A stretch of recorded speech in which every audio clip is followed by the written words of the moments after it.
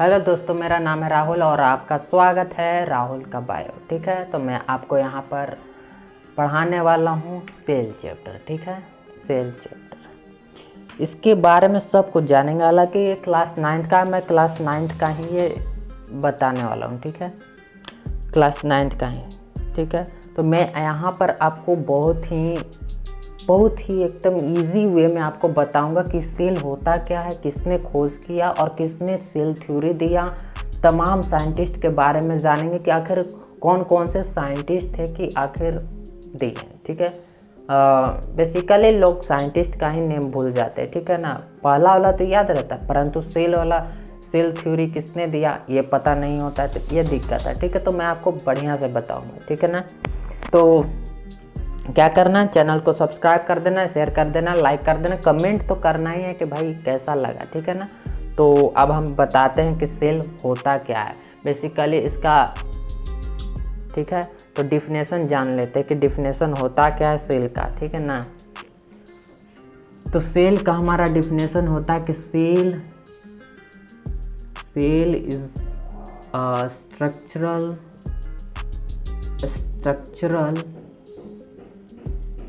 structural and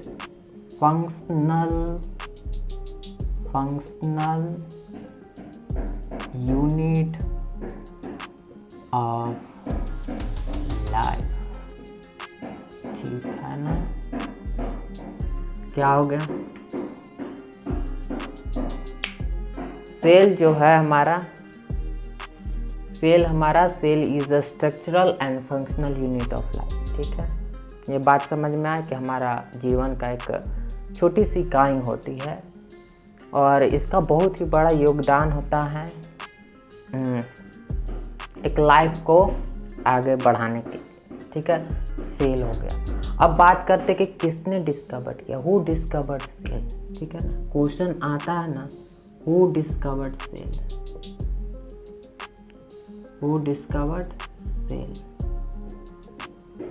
discovered cell, cell किसने खोज किया था, उन साइंटिस्ट के बारे में जानेंगे। अच्छा, वो सेल किस टाइप का था, डेड था या फिर लिविंग था, डेड था कि या फिर लिविंग सेल था।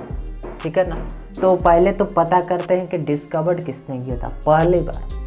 तो रॉबर्ट हुक को कौन नहीं जानता भाई, तो सीधे लिखते हैं रॉबर्ट हुक। ठीक है ना, रॉबर्ट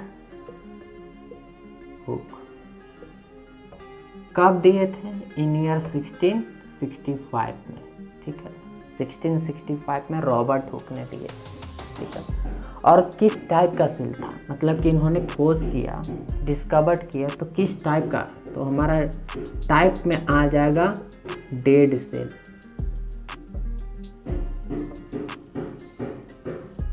डेड सेल, ठीक है ना, हमारा डेड सेल। ठीक है,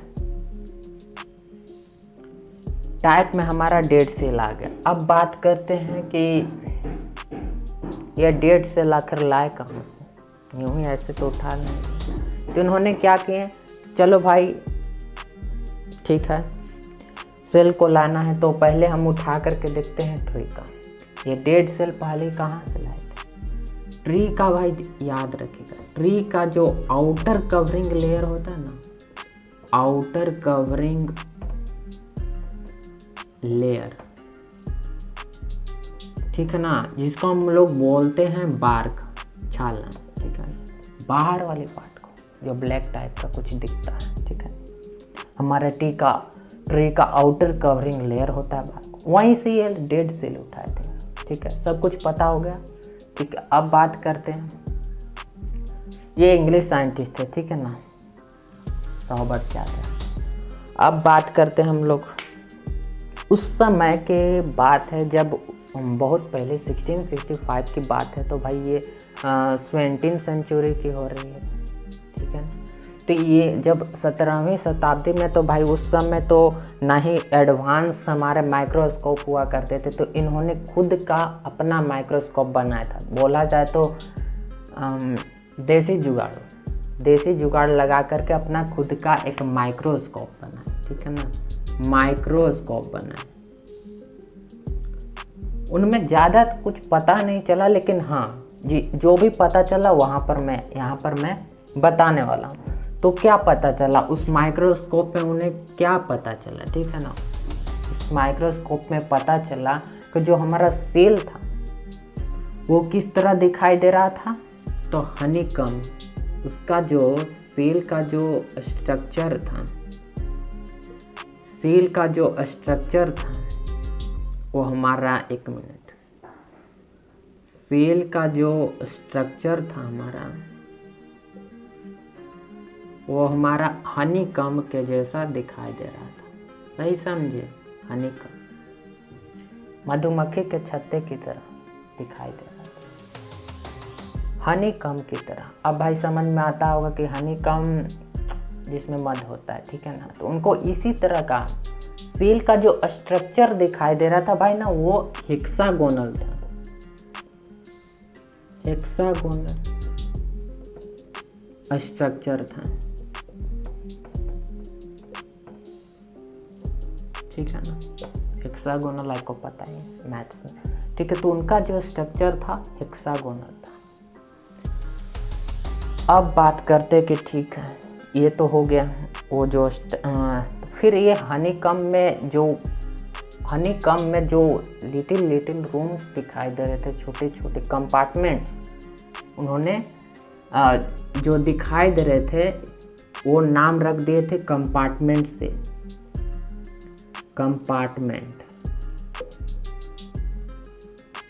कंपार्टमेंट सेल्स। हनीकॉम्ब में जो रूम्स दिखाई दे रहे थे कंपार्टमेंट सेल्स रहते थे। बोला जाए तो उसमें छोटा रूम दिखाई, मतलब कि एक जालीनुमा स्ट्रक्चर रूम की तरह दिखाई दे रहा था, कंपार्टमेंट सेल्स, ठीक है, उन्होंने नाम दिया। अब फिर बात करते हैं लैटिन, जो हमारा सेल जो नेम है, सेल जो नेम है हमारा वो एक लैटिन वर्ड है। इसका मतलब क्या होता है, मीन्स लिटिल रूम, ठीक है ना। इसमें लिटिल रूम मीन्स होता है छोटा सा घर, लिटिल रूम, लिटिल रूम। आए बात समझ। सेल का नेम, सेल का जो नेम होता है हमारा लैटिन वर्ड है, सेल जो हमारा है वो लैटिन वर्ड है और इसका मतलब होता है लिटिल, ठीक है ना। अब बात करते हैं हम लोग कि भाई जब सेल थ्योरी दिया गया, बोला जाए तो 3 और महान साइंटिस्ट थे। किन उन साइंटिस्ट का नाम था Schleiden, Schwann and Rudolf Virchow, ठीक है ना। 3 साइंटिस्ट ने अपना सेल थ्योरी दिया कि चलो भाई कुछ मेरा भी योगदान रहा। 1838 के साथ 18 ईयर्स जब 1838 चल रहा था तब उन्होंने बताया था, ठीक है ना। स्वान ही से चलते हैं तो हमारा जब 1838 से चल रहा था हमारा 13, तो स्लाइडेन भाई एक साइंटिस्ट, एक जर्मन बोटनिस्ट थे, ठीक है ना। दिमाग में रखिएगा कि ये कौन थे, जर्मन, वो इंग्लिश थे, ये जर्मन थे, जर्मन बोटनिस्ट थे, ठीक है ना, बोटनिस्ट थे, ठीक है ना, जर्मन बोटनिस्ट। स्वान की बात कर लेते हैं, ठीक है, ये भी एक साइंटिस्ट, ये भी जर्मन ही है, समझ, जर्मन। ये जूलॉजी, ये बोटनिस्ट थे, ये जूलॉजिस्ट हो गया आपका, ठीक है ना, बॉटनिस्ट है, ये जूलॉजिस्ट, चलिए सही है, ठीक है ना। फिर बात करते वर्च्यू, रुडोल्फ वर्च्यू या वर्च्यू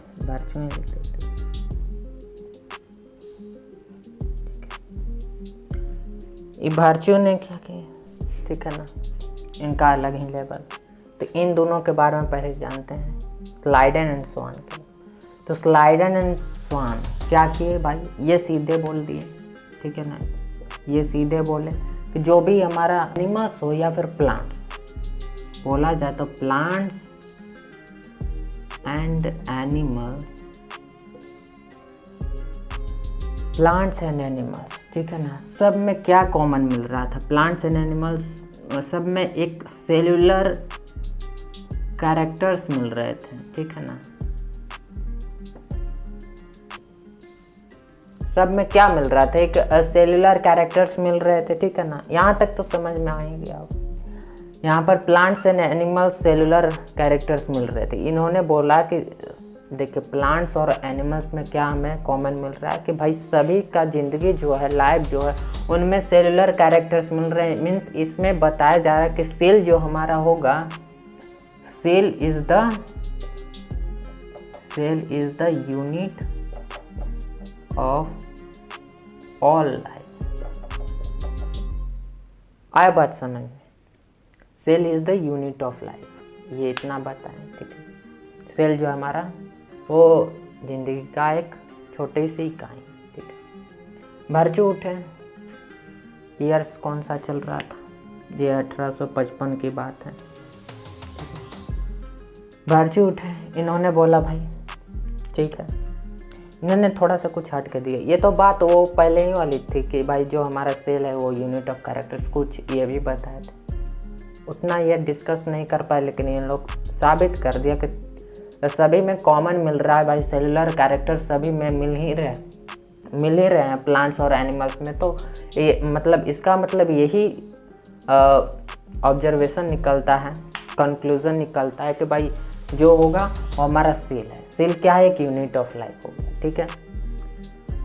अब भरचू ने क्या किए कि चलो भाई थोड़ा सा हम भी हाथ लगा ही देते हैं। तो 1855 में इन्होंने क्या किया, थोड़ा सा हट के बताया कि ऑल सेल या फिर न्यू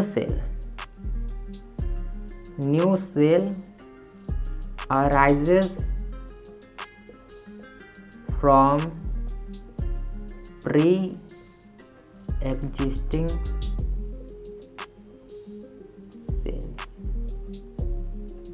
ठीक है ना। ये आपका दूसरा हो गया, ठीक है। तो new cell arise from pre existing cells, इन्होंने सीधे साफ बोला। देखो कोई भी सेल जब नया ग्रो होता है तो इसका मतलब ये नहीं कि वो अलग से ही ग्रो होगा, नहीं, जो पुराना है उसी में से नया निकलेगा, मीन्स उसमें डिवाइड होकर। New cell arise from pre existing cell, जो पहले वाले जो पुराने वाले सेल थे उसी में से, मतलब वो खराब हो जाता है तो उसी में से नया सेल बन जाता है, ठीक है ना। तो इन्होंने ये बताया, कुछ अच्छी बताई, चलो भाई new cell arise from pre existing cell. इसको लैटिन में देखा जाए तो क्या बनेगा? ओमनी सेलुला ई सेलुला। लैटिन में देखा जाए एक वर्ड दिया था इन्होंने, ये तो एक इंग्लिश में हो गया, आसानी से समझ में आएगा। इन्होंने अपनी भाषा में दिया था कि ओमनी सेलुला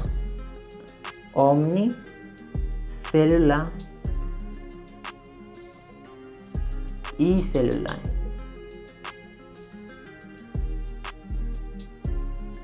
ठीक है ना। ओमनी सेलुलाई ई सेलुलाई, ओमनी सेलुलाई ई सेलुलाई means new cell arises from pre existing cell. ओमनी सेलुलाई ई सेलुलाई, new cell arise from pre existing cell. आया बात समझ में? तो इन सारे साइंटिस्ट ने अपना अपना जलवा दिखाया भाई, चलो कि हम भी हाथ ही लगा देते। इसने हाथ ऐसा लगा दिया कि भाई ओमनी सेलुलर इसलिए सीधे एक ही बार में उड़ा दिया कि new cell arise from pre existing cells. यहाँ तक समझ में आया कि cell is a structure and functional unit of life, who discovered cell, Robert Hooke, ये सब तो आपको पता ही होगा, कॉमन चीज़ है। टाइप हो गया डेड सेल, लिविंग सेल को उन्होंने खोज नहीं किया था, डेड सेल को, ठीक है।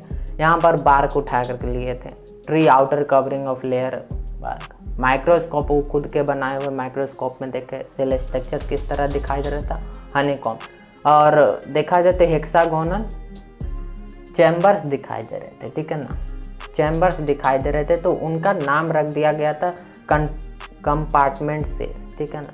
और उसके बाद फिर उन्होंने मतलब जो सेल वर्ड है वो लैटिन वर्ड है, ठीक है, तो इसका मतलब होता है लिटिन रूम, छोटा छोटा सा रूम, ठीक है ना। फिर उसके बाद 1839 में अपना स्लाइडेन स्वान 1855 में बर्जू ने अपना बताया कि चलो भाई यही सब होता है, सेल थ्योरी दी है, ये अपना आइडिया दिया है।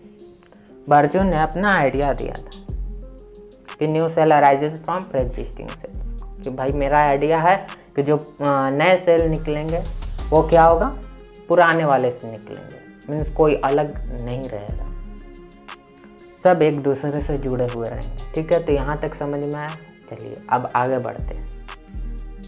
अब दौर उस समय की अब बात आती कि थोड़ा सा टेक्नोलॉजी बढ़ जाता है। क्या होता है, टेक्नोलॉजी थोड़ा सा बढ़ जाता है। ठीक है ना, टेक्नोलॉजी बढ़ने के बाद क्या होता है, माइक्रोस्कोप में भी चेंज हो जाता है कि भाई थोड़ा सा और पावरफुल ले ही लेते हैं। ठीक है, कंपाउंड माइक्रोस्कोप निकला, उसके बाद फिर इलेक्ट्रॉन माइक्रोस्कोप निकला। भाई कंपाउंड माइक्रोस्कोप में बेसिकली क्या होता है, देखते हैं।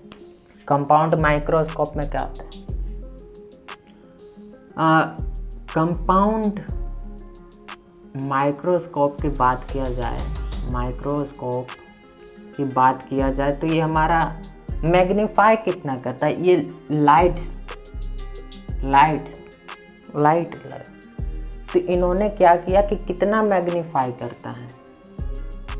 ठीक है ना, कितना मैग्नीफाई करता है लाइट के अनुसार, और लाइट यूज करते थे मैग्नीफाई करने के लिए। ठीक है ना, लाइट तो मैग्नीफाई कितना करता था, कितना टाइम्स करता था, तो वो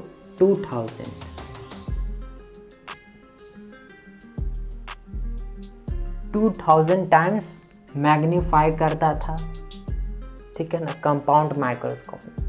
फिर भी साइंटिस्ट बोले चलो भाई इससे तो कुछ पता चला, लेकिन अब इससे भी थोड़ा और खतरनाक माइक्रोस्कोप चाहिए, इससे तो काम नहीं बन पा रहा है। ठीक है ना, और इसके डिटेल से बारे में जानेंगे। ठीक है ना, तो उन्होंने इलेक्ट्रॉन माइक्रोस्कोप निकाल दिया। भाई टेक्नोलॉजी बढ़ ही रहा है बहुत ही फास्ट, तो इलेक्ट्रॉन माइक्रोस्कोप निकाला।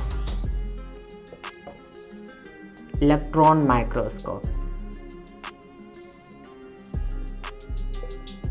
भाई इसमें तो कुछ अलग ही बात है, इसका तो जवाब ही नहीं है। ये मतलब कि इतना छोटा सा छोटा चीज़ जो एकदम कंपाउंड माइक्रोस्कोप में भी नहीं आ रहा था, वो फाइंड कर दी।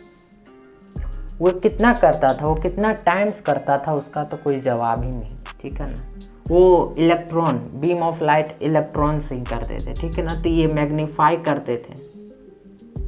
मैग्नीफाई की कितना मैग्नीफाई करता।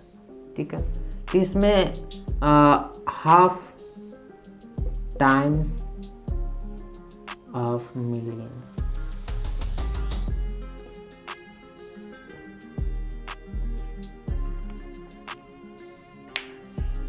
Half times of million. सोचिए मिलियंस, यहाँ 2000 और यहाँ पर मिलियंस। सोचिए 1 million is equal to 10 lakh और यहाँ पर 200,000। सोचिए आसमान का फर्क है।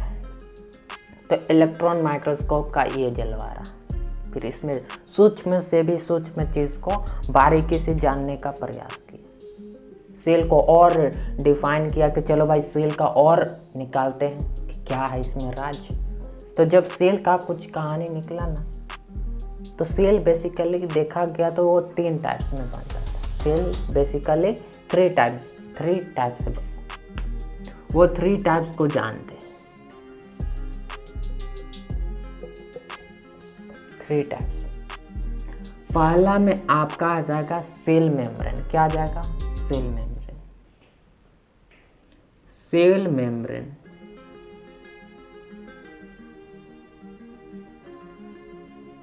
या फिर इसको प्लाज्मा मेम्ब्रेन भी कह सकते हैं।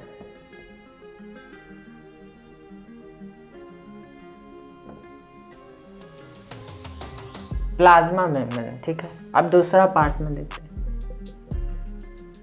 सेल मेम्ब्रेन या फिर प्लाज्मा मेम्ब्रेन। और क्या देखें? साइटोप्लाज्म,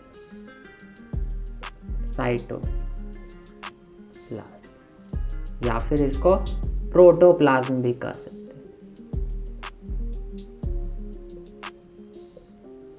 तीसरा में देखते हैं आपका लास्ट आ जाएगा न्यूक्लियस। न्यूक्लियस मतलब केंद्र, सेल का भी केंद्र। ये आपका न्यूक्लियस, साइटोप्लाज्म एंड प्रोटोप्लाज्म, और या दोनों एक ही चीज़ है, सेल मेम्ब्रेन और प्लाज्मा, ठीक है। इन सब के बारे में अगले वीडियो में जानेंगे, क्योंकि हमारा वीडियो लंबा नहीं होना चाहिए, लेंदी नहीं होना चाहिए, थोड़ा थोड़ा समझेंगे, अच्छा से समझेंगे समझ में। तो ठीक है, 3 टाइप्स बेसिकली में बन जाता है, ठीक है। सेल मेम्ब्रेन या फिर प्लाज्मा मेम्ब्रेन, साइटोप्लाज्म या फिर प्रोटोप्लाज्म कहिए, या फिर न्यूक्लियस। लास्ट में आपका 3rd पॉइंट आ जाएगा, न्यूक्लियस। इन सब की चर्चा करेंगे नेक्स्ट वीडियो में, अगले पार्ट में। और इस वीडियो को भाई बंदा क्लास 9th 10th या बेसिकली 11th के बंदे जो देख रहे होंगे स्टूडेंट भाई लोग, क्या करना है, कमेंट तो करना ही है, शेयर भी करना है, सब्सक्राइब भी करना है, लाइक भी करना है, कमेंट में बताने कि भाई कैसा लगा, ठीक है। और भी किस टॉपिक के बारे में चाहिए, ठीक है, तो मैं आपको यहाँ पर देता रहूँगा। और मैं आपको प्लेलिस्ट प्रोवाइड करवा दूँगा कि चलो भाई वहीं पर आप सारा चीज़ देख लो, ठीक है ना। तो ये हमारा हो गया क्लास 9, 10th, 11th के बच्चों। बेसिकली क्लास 9th का ही चैप्टर है बायो का, ठीक है, सेल चैप्टर। तो हमारा यहीं पर एंड होता है। तो मिलते हैं नेक्स्ट वीडियो में, आज के लिए इतना ही, धन्यवाद।